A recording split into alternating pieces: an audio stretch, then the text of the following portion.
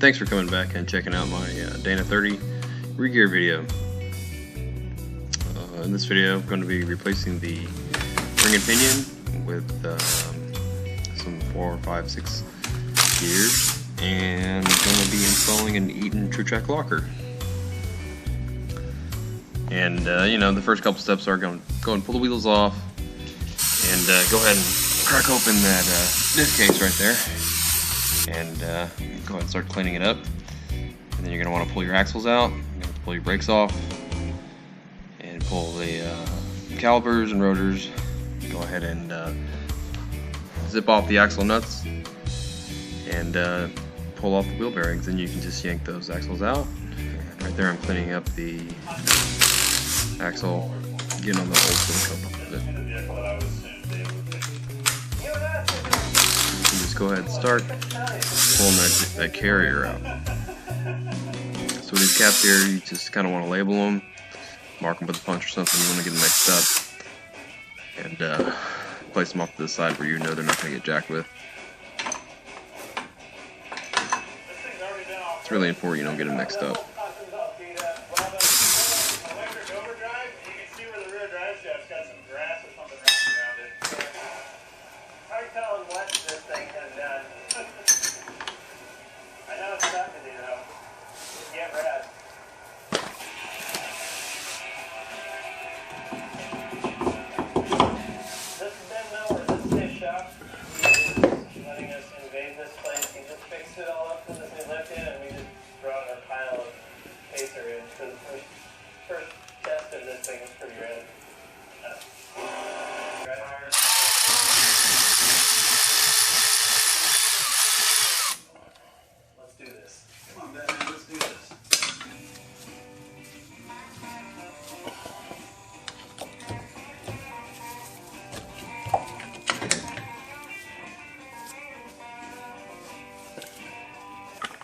Alright, got a little special tool right there that holds the yoke and a breaker bar, that's so you can get the nut off the pinion.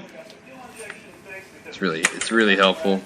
I'll leave a link down in the description box for all the tools I use in this video. And after you get the nut off, you're going to want to drive the yoke off.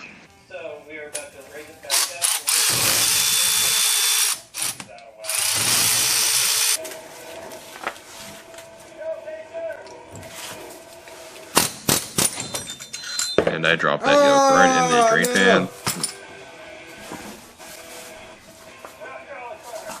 Shit. Ugh.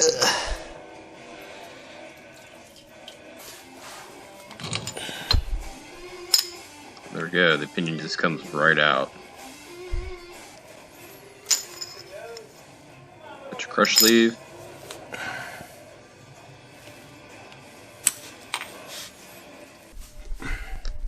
And then we're going to want to drive your old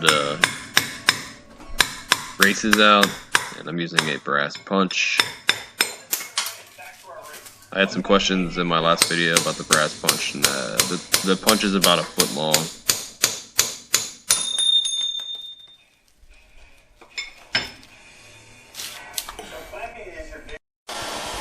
Alright, so I went with some USA bearings this time. They're a little cheaper than the Yukon, and the kit actually comes with everything you need. It comes with all the shims, all the bearings, Loctite, paint, bolts, comes with everything, and all the seals, even some axle seals. And so on the old carrier, what we're going to do is we're going to go ahead and cut off or pull off the old bearings, because on this style axle, in between the bearing and the carrier, there's actually some shims. And you're going to want to get them out and measure, record, you know, how thick they are, because I'm going to end up trying to reuse them, or pretty much trying to reuse them when it's time to set up the differential. So go ahead and cut them off and chisel them off and get the shims in there.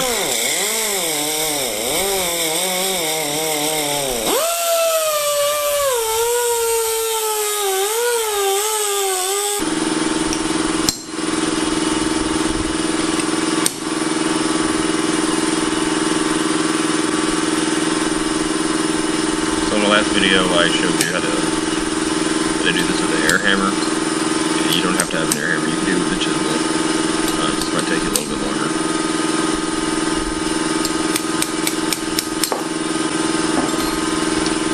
There are the shims right there. The thing with the Pinion, that big shim right there, it's a Pinion shim and slash an oil baffle shim, I guess you would say. And I want to get that guy off. I'm going to reuse that guy.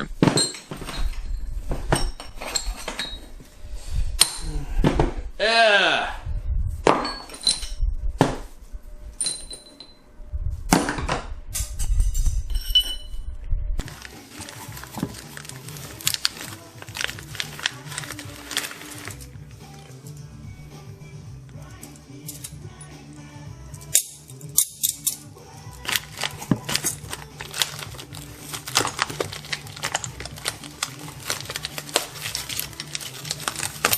Oh, comes with new axle seals.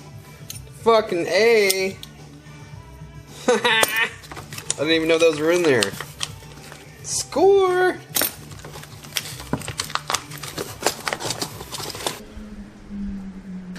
Alright, so before I go and press the new pinion bearing on the new Pinion, I'm going to go ahead and take some measurements on how thick that Pinion head is. I'm going to measure the old Pinion head and see how thick it is, and I'm going to figure out what the difference is. And I'm actually going to shim the new one to be as thick as the old one, because the old one's a lot bigger. And this is just kind of the way I'm going to do the pinion depth on the front. I have the tool to figure out pinion depth, but it's kind of complicated to use, and it doesn't make for a real good video, I guess. But I do end up using it to double check my work. But this is just one way I'm doing the pinion, the depth with the front of this Jeep. As you can see, the heads are a little different size. The new one's a lot smaller. And it turns out that I think I need like a 2,000th shim.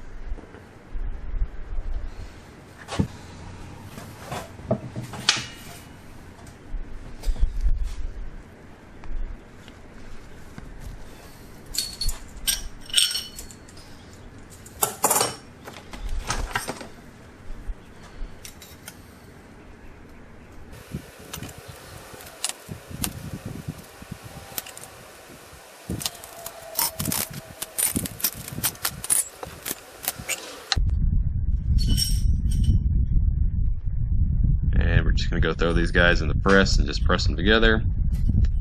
That's the Harbor Freight press. Works pretty well. Pretty happy with it. I think I paid like $120 using one of those coupons. Definitely got my money's worth out of that thing.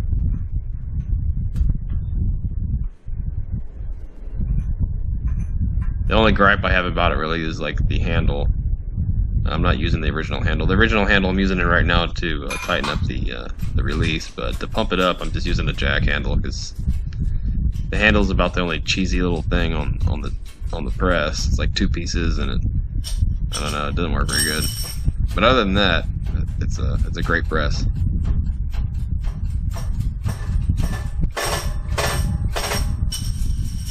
And here I'm checking to make sure, you know, the bearings aren't getting binded up.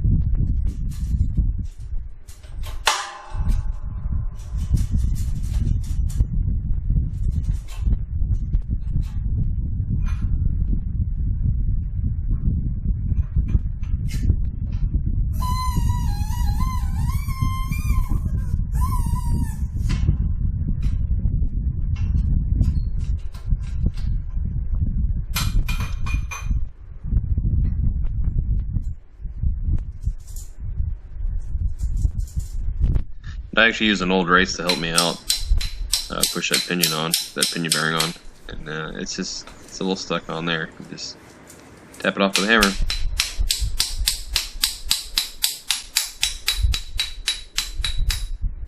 It actually just gets kind of pressed on there a little bit.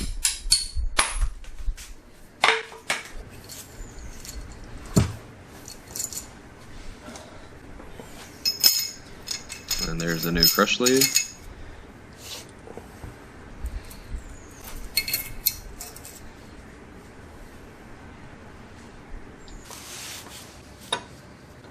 And time to install some races. I actually freeze these races to try to make it a little bit easier when I go to hammer these guys in.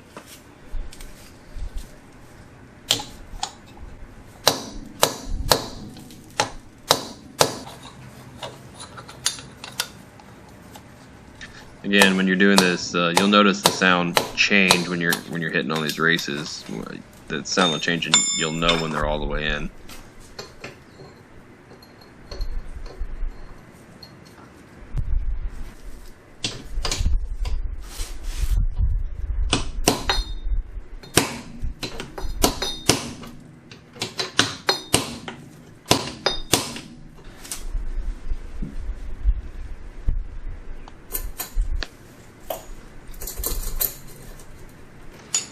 Alright, yeah, just throw the new bearing in there. There's an oil slinger that goes in there too. And then I'm going to go ahead and pound the seal on right now to hold it all in there.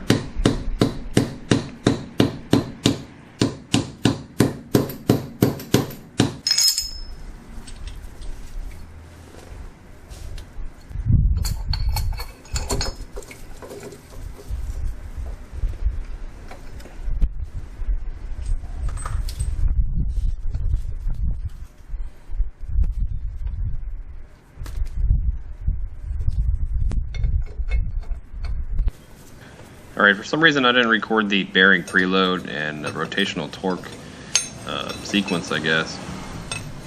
But I guess I'll just tell you about it. You're going to want to put a preload on the bearing. You're going to want to crush that crush sleeve. But what you're going to do is you're going to go ahead and you're going to tighten down that pinion nut to 160 foot-pounds first, and then you're going to use a beam style torque wrench. It's going to be an inch-pound torque wrench, and you're going to look for a rotational torque number anywhere between 15 and 30 inch-pounds. Once you get that, you're going to torque it down to 260 foot-pounds, yeah. And then you're going to go ahead and recheck it again with the beam style. Check the rotational torque again. I have another video where I do the rear regear on this Jeep, and I have it all in that video if you want to check that out. It's the Chrysler 8 1/4 video.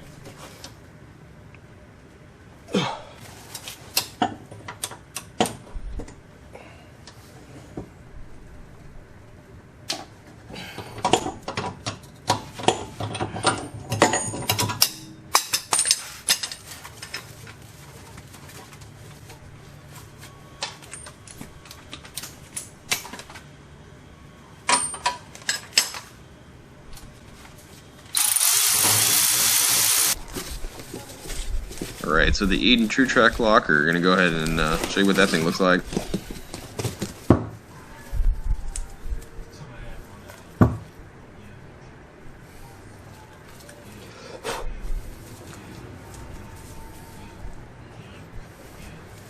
It's definitely a nice piece.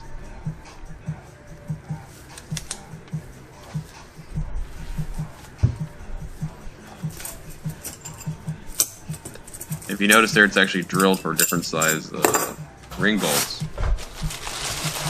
depending on what size bolts you use. That's pretty nice. And there I'm going with a Yukon gear, you know, ring and pinion set.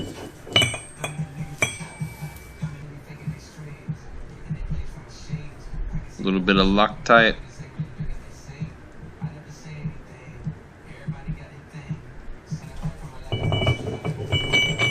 And those ring gear bolts, they're going to get torqued down to 80 foot-pounds.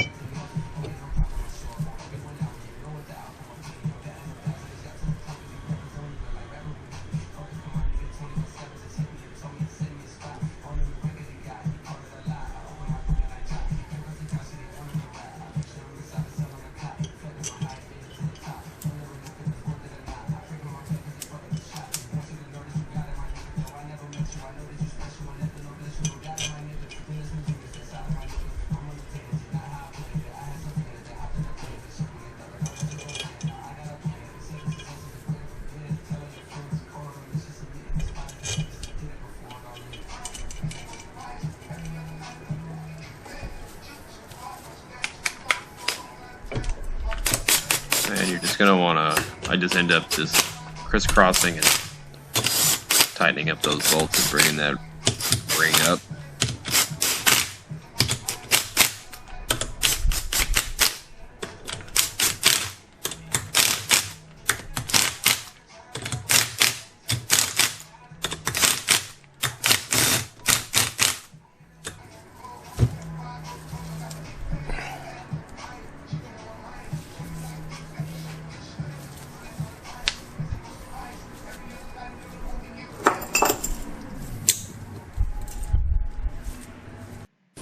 Alright, so you're going to have to make some setup bearings. You're going to have to buy you an extra set of carrier bearings.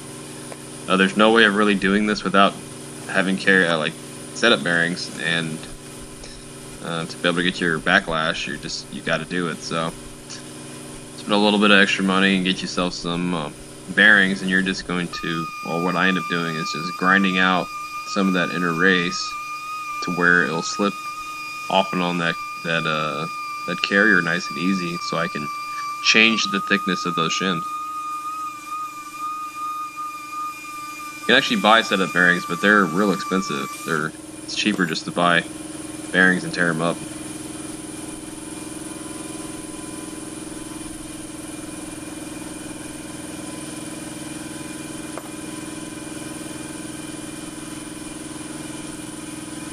Oh yeah, nice and snug. And again, that's 80 foot-pounds.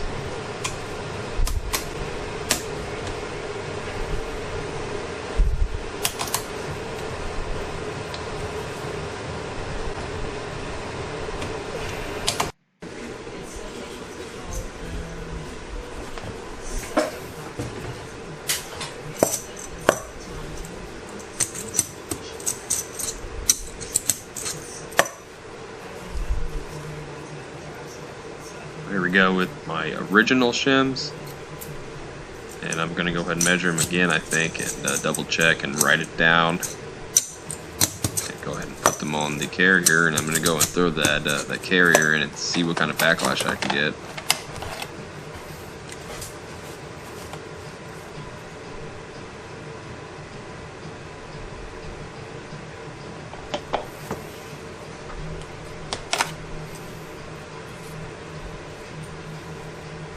Now, those shims, it's a pack of shims right there. It's about 3 or 4 shims, and they're all a bunch of different sizes, so I'm actually going to record what all of those are.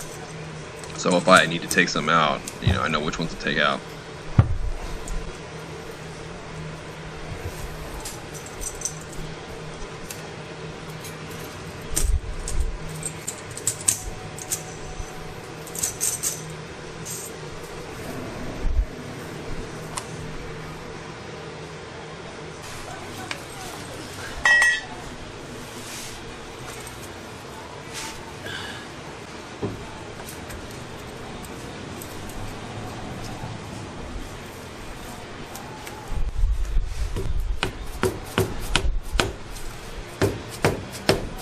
So yeah, the carrier fits in there nice and tight, and right from the get-go, as soon as I get in there, I can tell that there's almost no backlash.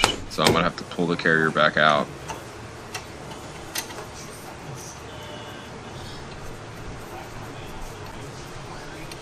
Gonna be enough times.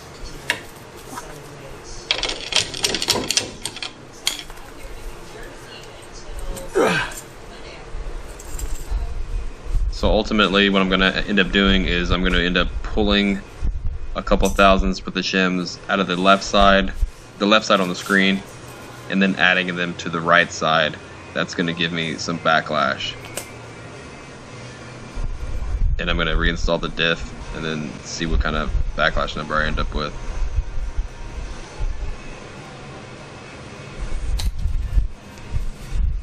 So yeah, the rule is whatever you take off one side, you have to add to the other side. It's actually not that hard. You're just going to have to do it a couple times until you get the number that you need.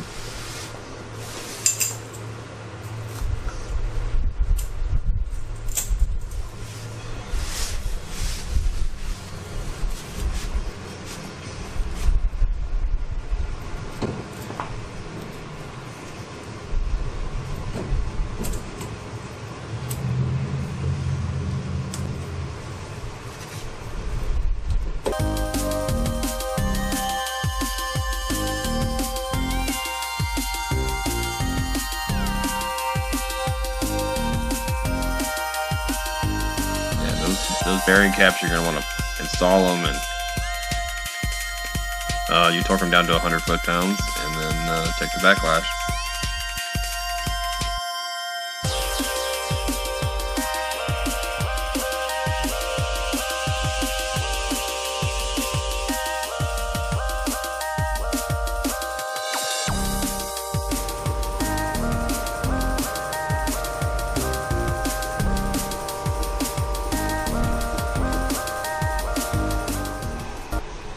But the backlash I'm usually looking for between 4 and 8 thousandths.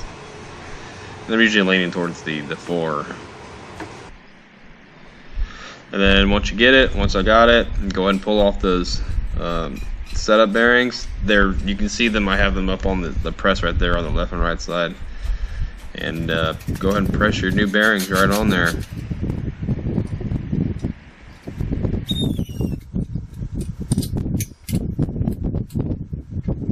Again, I have to use an old race to help me out.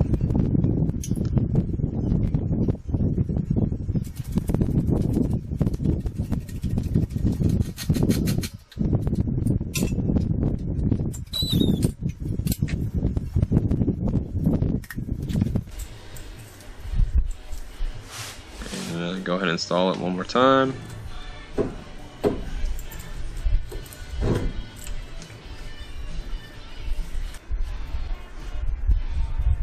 And I'm going to go ahead and check the pattern. This is actually the second time I checked the pattern. I actually checked the pattern the last time once the backlash was right. But I'm going to go ahead and check it again to make sure it's good.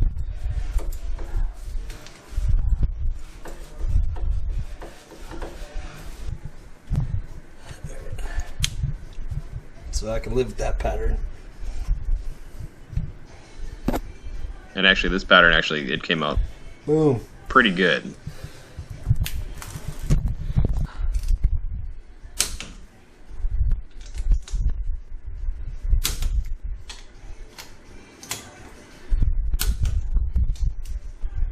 Once you get those torqued to 100 foot-pounds, you can start slapping everything back together.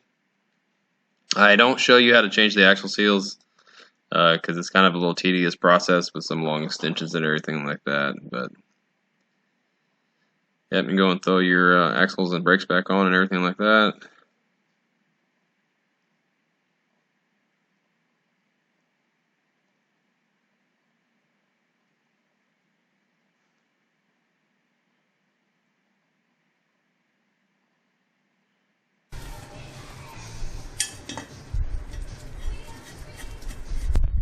And I'm just using some ADW90, nothing special. I don't even think it's synthetic. The locker doesn't require it. What's going on, guys? Alright, I'm actually on my way to go do some four-wheeling at the beach today. And I'm on the highway right now. Check it out. My temp gauge says I'm running about 130 degrees. I got a scanner out, and it says I'm running about 130 degrees, which is not too cool. I did just re-gear this thing. I put some lower gears in it. I'm only actually going about 60 miles an hour and running about 2,200 RPM. But I'm wondering if I have a bad coolant temp sensor or my thermostat is stuck a little bit open, because Jeep's running kind of cool. I know when I slow down, the actual temp will jump back up. But yeah, I might end up changing. Whoa, I might end up changing the coolant temp, or put a new thermostat. This thing actually has a new thermostat in it, so I don't know what's going on. I'm gonna pull off to the gas station here and see if the temp jack goes back up. It's always cool when you pull over to a gas station and it's not there. Fuck. Anyway, it's pulling off. Engine temp is still pretty low.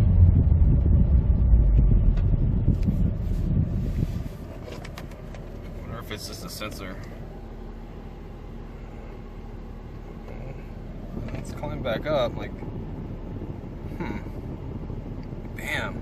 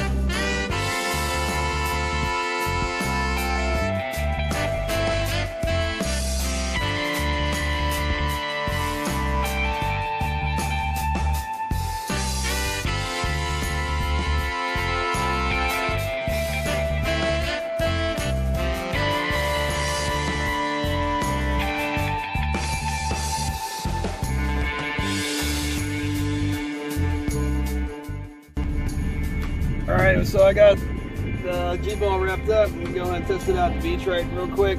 I got some little sand obstacles. If you didn't have like lockers, you'd probably get stuck right here. So